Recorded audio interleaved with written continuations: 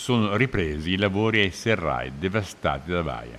Nel cantiere si è ricominciato togliendo il materiale instabile in modo da consentire alle squadre di operare in tutta sicurezza e realizzare 2 piste di servizio, come ci spiega il primo cittadino di Rocca Pietore, nel cui comune si trovano i serrai. Pista di cantiere che parte dalla strada alta che va verso Malgacciapela e arriva giù all'imbocco dei serrai dove c'è l'infopoint, per evitare ai mezzi di passare in mezzo al borgo di Sottoguda. Pista di cantiere in mezzo alla gola per permettere ai mezzi di andare avanti e indietro e soprattutto i lavori di disgaggi sui versanti alti per capire se ci sono zone di pericolo per quelli che devono lavorare sotto. I ritardi vengono ammessi dall'amministrazione comunale, ma si sottolinea come le cause siano da imputare a fattori esterni, quale la pandemia e l'alluvione dell'agosto 2020, che hanno non solo bloccato i lavori, ma distrutto gran parte di quanto già realizzato.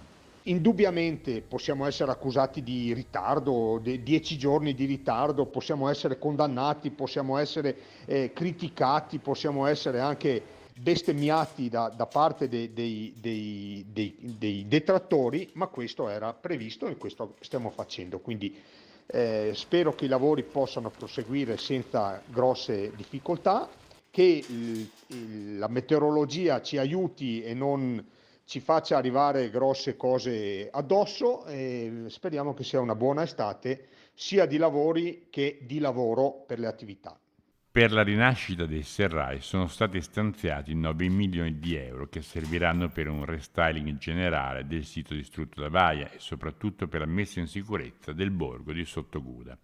Si realizzeranno scogliere, ponti, argini, si installeranno briglie e si costruiranno passerelle. I serrai non torneranno purtroppo mai più quelli di un tempo, ma saranno ugualmente affascinanti e fruibili in tutta sicurezza. Si tratta infatti di una gola stupenda, ma l'interesse primario resta comunque difendere la popolazione e il centro abitato da nuove possibili calamità, quali alluvioni e smottamenti.